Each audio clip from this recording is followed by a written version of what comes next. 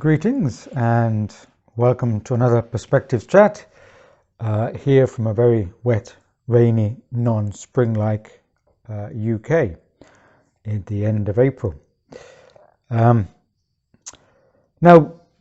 the theme this time, as you can see from the opening card or shot, is nihilism. And I've been thinking about it a little bit because I first started writing about nihilism in my 2021 book, Hijacking Reality. And that's why I called for the need for the new heretics. And I've been writing a little bit about it again in an essay. And interestingly, I came across some quotes from Oswald Spengler, the historian. And as far back as a century ago, he was warning about the rise of nihilism because he was foreseeing the collapse of the West, or the decline of the West, should I say, not the collapse, but the decline. And it would be a gradual decline. And he said that 100 years ago, and I think we are witnessing the further encroachment of that decline in terms of, I suppose, power and global status, etc. But interestingly, what he said about nihilism was that nihilism or nihilistic sense or feelings, they arise and you can see them because they're signified by a rise of vulgarity in our cultures. And when you see a rise of vulgarity, it indicates that there's nihilism bubbling up. And I think he's probably right there, because we can just look around us and we see the whole playing field is full of vulgarities, especially in mainstream entertainment, or what's been labeled as entertainment. You know, we see people, or so-called celebrities and artists, dressing up in vulgar costumes with displays on their singing and licentious performances. And we see vulgarity in all parts of the culture. I don't really need to go into that. I think that's fairly obvious for anyone who's keeping an eye on what's going around in the theatre of the absurd. And also, I'm reminded of the English philosopher, writer, Colin Wilson. And I'm very keen on Colin Wilson's writings, not because he was born and lived and comes from my hometown of Leicester, here where I am near to, but of course he's a prolific writer and thinker, and I think greatly underappreciated.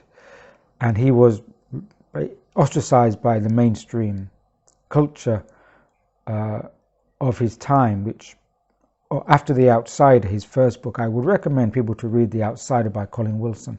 After that, they kind of shunned him, and he lived very prodigiously in writing in the shadows, more or less, never being allowed the exposure that he deserved. So if anyone is interested, please look up Colin Wilson.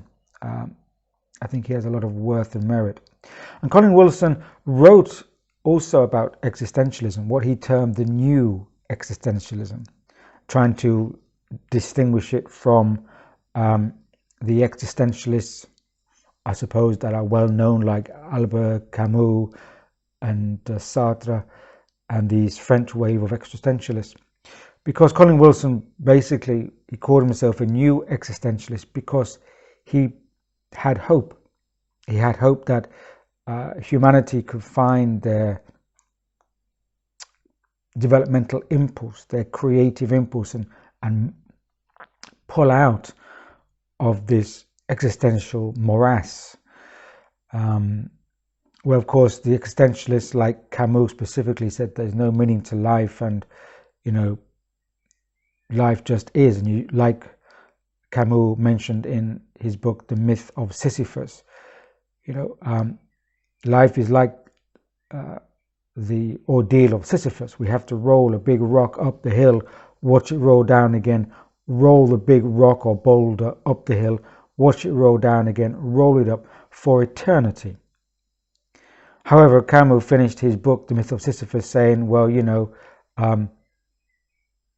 if that's the choice, to live but have to be trapped in the Sisyphus, I will take it, because I choose life, even though life may have no more meaning than rolling a boulder up a hill to watch it roll down again. But back to Colin Wilson, he had hope, but he said that one of the things afflicting modern humanity, modern society, and when I say modern, he was writing half a century ago, in the 60s specifically, he was saying what afflicted people was the fallacy of insignificance, meaning that people felt themselves to be insignificant amidst this rage or tumult of society. And having that, even though you went to work and you had a life or a job or a family, internally people felt insignificant to the forces of life. And I think that's very prescient of Colin Wilson to say that, because even now I think it's more telling as we are becoming enfolded by a technological architecture, what I refer to as the machinic impulse. And I talk a lot about this in my forthcoming book, The Inversion. It's not a plug, just a mention.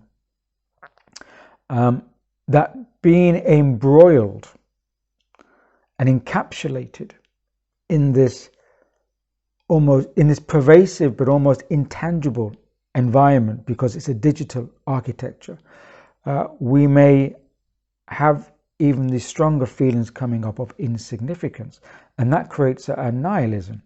I refer to it in my recent essay that I will publish in due course, neo-nihilism, because nihilism generally is a loss of meaning in the world around us.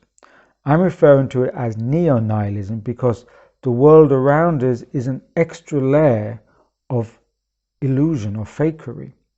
We don't even, there's a loss of meaning because we don't have a grasp of the truths or even the relative truth in nihilism. But now we have the technology to give us deep fakes and false images and pseudo truths. And now we have AI and chat boxes distorting history to us in some cases, and we don't know even what is true in front of us. We have an extra layer of between us and the relative truth. So you could say we have a kind of pseudo relative truth. So it's a form of neo-nihilism. It's kind of more without moorings, without tetherings. We are more adrift in this intangible digital techno architecture. And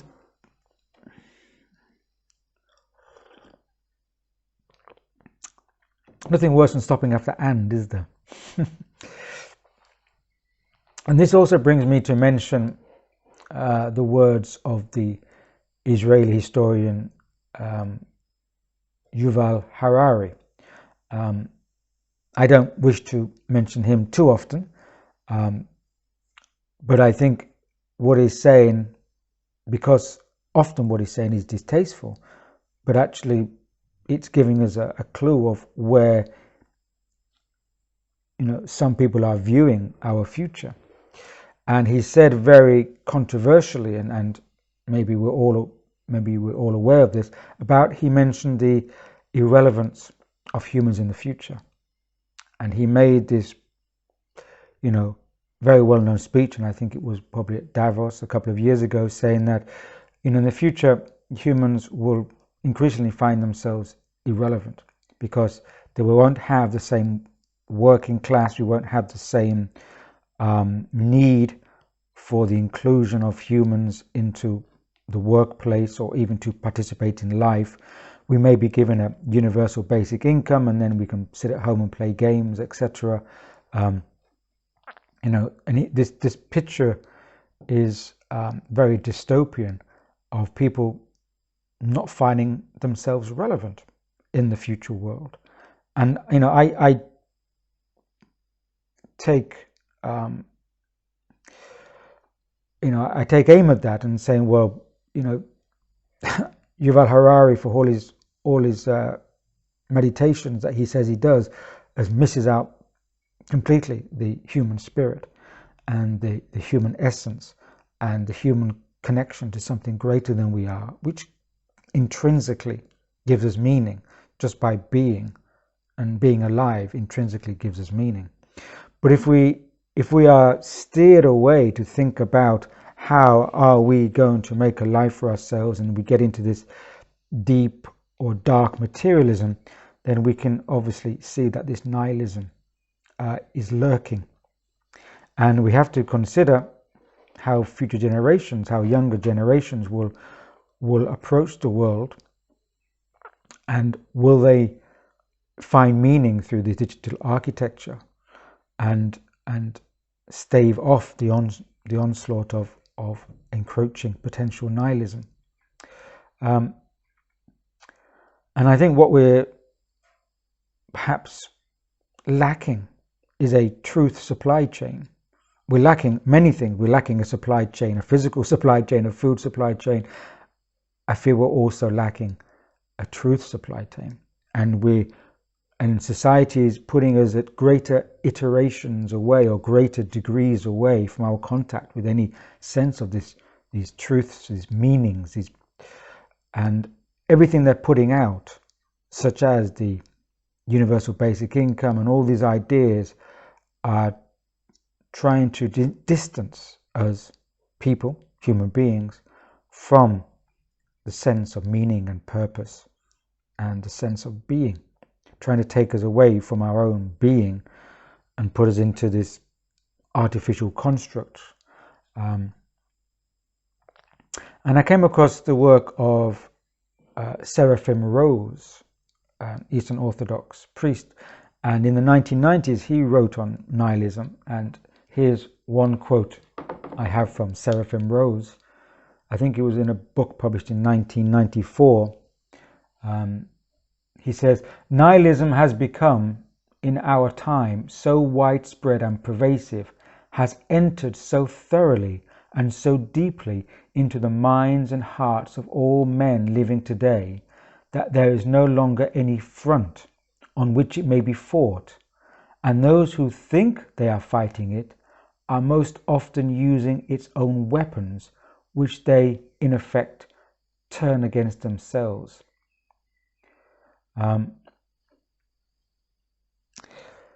Quite telling.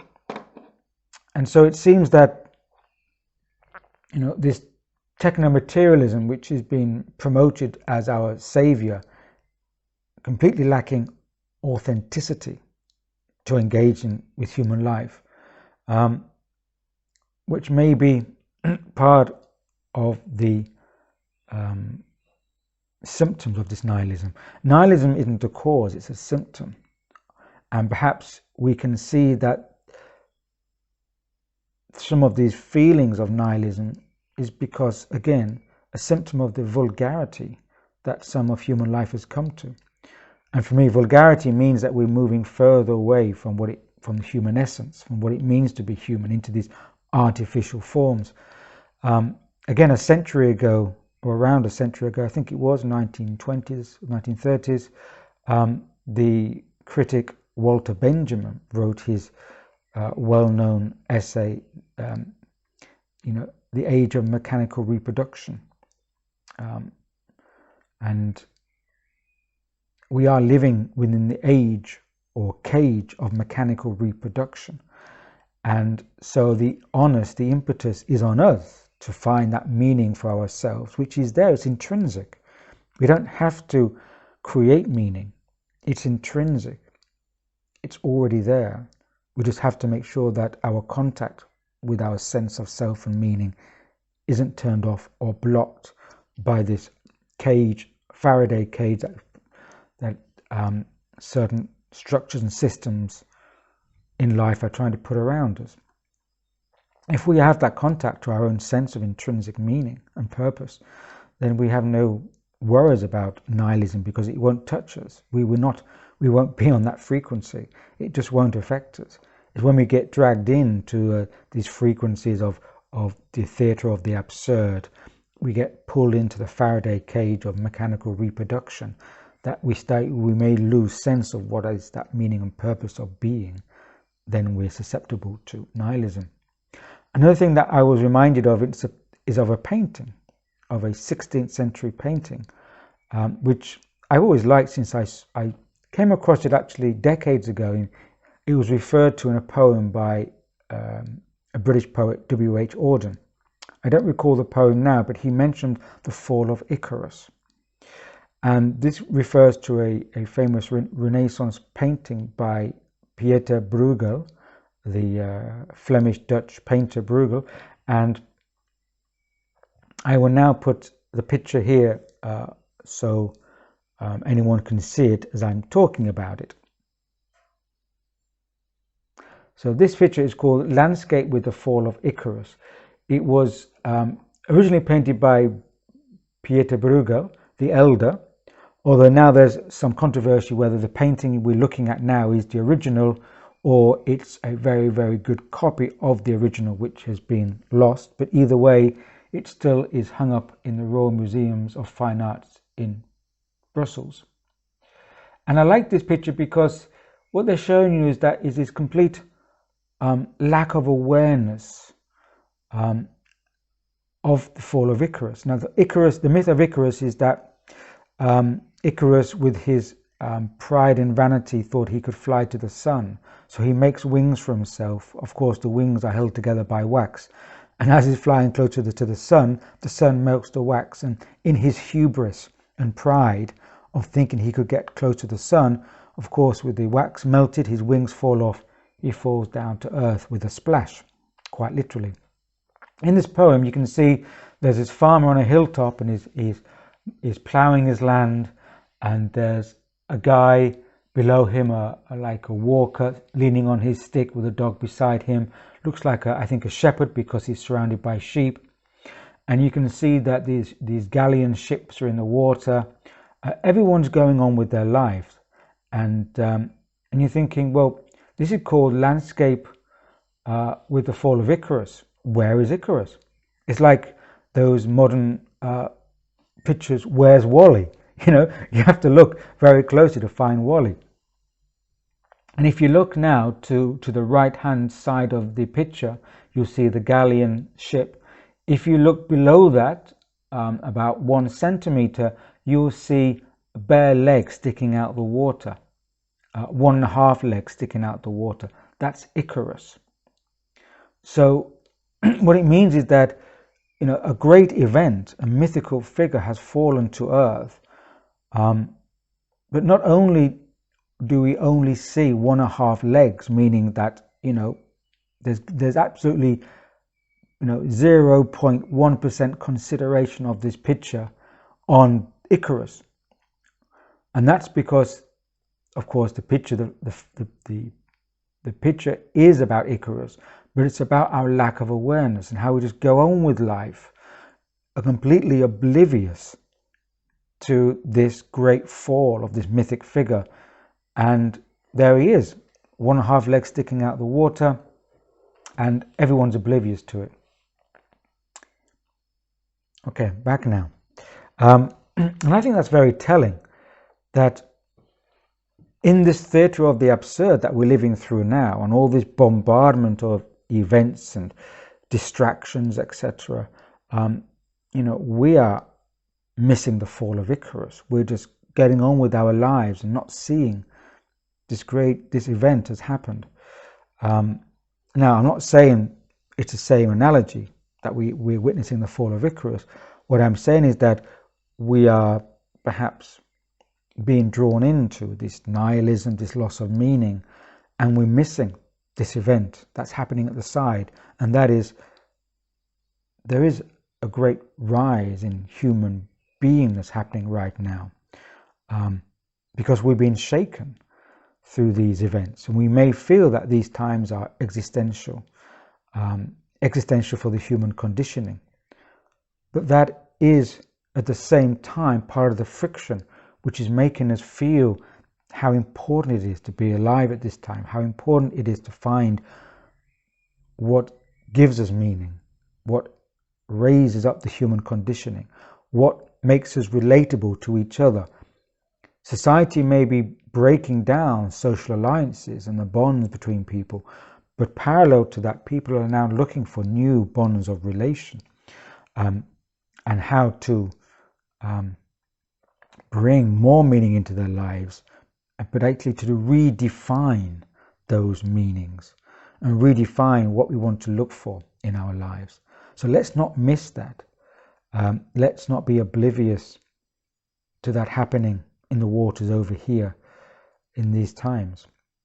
So we can counteract what Colin Wilson said, the fallacy of insignificance. And he called it the fallacy. He didn't say the truth of insignificance.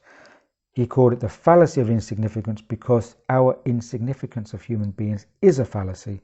And don't let anyone tell you otherwise, especially what's going on out there in the trickery of the modern world. Well, thanks for listening. Thanks for joining me and tuning in. I appreciate it as always. And as I mentioned, I think under the comments of my last video, not all comments seem to be coming up on YouTube. I get an indication there's a comment, I can't find it. Sometimes I go into my YouTube dashboard and I find somewhere on some part of the comment section which is coming up later, not at the time, but later they show up. Like a few weeks ago there was a comment and I didn't pick it up. It didn't get published. I always reply to a comment, even if it's just liking it. Generally I say a few words. So if these comments are not coming up on YouTube, I don't know why, and I apologize to anyone who took the time to leave a comment or say hi or something. If it didn't show up, then YouTube is being a very naughty boy. Okay, catch you next time. As always, stay well, stay sane, be grounded. Cheers.